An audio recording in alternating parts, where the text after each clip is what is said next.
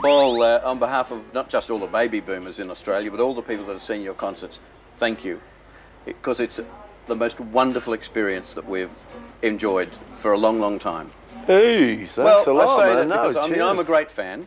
And a lot of people, I mean, you know, Australia's a bit depressed economically, and all the people that have seen you in concert just thought, wow, great. Well, you know, I mean, we've come down here and we've had a ball, you know. I mean, we expected to work and have a few days off and stuff, but the shows have not been really like work. No. The audiences have been sensational. The Beatles era was so strong. I mean, it was such an incredible era. It wasn't bad, was it? Lived through it. It wasn't bad. It wasn't too bad.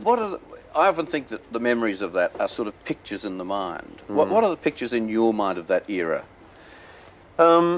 It's funny for me. I have like the overall picture of, I don't know, the psychedelic dress and all of that, the way, because that was such a little period, wasn't it? Yes. I mean, you know, it's like everyone sort of dressed different. It almost looks like, to me, when I see pictures, it looks like the future. I mean, how we're dressed now looks sort of like the 50s and stuff. But so I have pictures of like the dress and the sort of way everyone was and the sort of attitudes. But I have sort of funny little memories, you know, of someone like John, for instance. You'd think I'd have great big sort of big powerful memories, big important ones. In fact, what sticks with me is the silly little moments, the very little intimate moments. I remember once we were talking about something, and we weren't arguing, but we were having a bit of a, now look, I'm not sure, so and so and so. And he said something a bit sort of mean or something. I said, well, you know, what's all that about? You know, and he just pulled down his glasses and he said, it's only me. And he put them back again. And I mean, that stuck with me, that. Yes. You'd think I'd have some great big memory of meeting the Queen or just John going, it's only me. Yes. Silly little things you remember, really. You know? What about the crowds?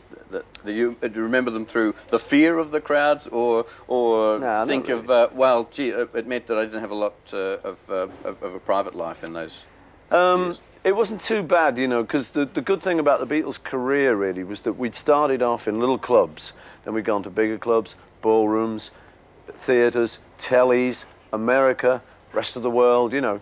And so we'd always been like going up a staircase, so you were never too frightened by it. It was just the next step, you know. Yes. When we played something like Shea Stadium, it was actually very helpful, because if we were a bit out of tune or weren't singing that great, all those seagulls that you could hear, that was really girls screaming. It sounded like it was seagulls or something. It covered a lot of our sins, you know, so it wasn't always bad. I wanted to ask you about your just everyday living. I mean, with the enormous success you've had and the wealth that's come with it, how do you live a normal life with the family? I quite enjoy simple stuff, you know. So we've got this lifestyle now which is not that extravagant. We don't really enjoy the extravagance, you know. What are you going to have, a bunch of servants living with you? Yes. They'd only get under your feet kind of thing and start telling you how to live and stuff. So we don't do that. We just try and live very ordinary lives. And touch wood, we manage it quite a lot of the time. So there's nothing else, I mean, it seems that you were born to be part of the Beatles, write a lot of fantastic music, which everyone loves. Is there anything within you saying, gee, I wish I had really pursued that brain surgery course? Is there anything else that you would have I wasn't quite good enough for that, you know. There was the nuclear physicist. I should have done that, I think. Now, I couldn't have done any of that. I wasn't bright enough, you know.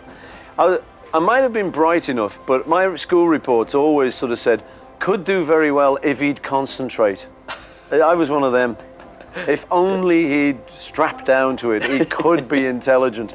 But I mean, I was off with the Beatles, you know, when I was supposed to be having exams. And, you know, in the end, I don't regret it at all, you know. There's nothing down the years, though. There's nothing I would have liked to have done this. Nah, I mean, come on. You know, who would have rather done something than be in the Beatles? It's pretty good thing to be able to say, you know, hey, I was one of the Beatles. Yes. I mean, you can't regret that, or you can't want to top it, really, you know.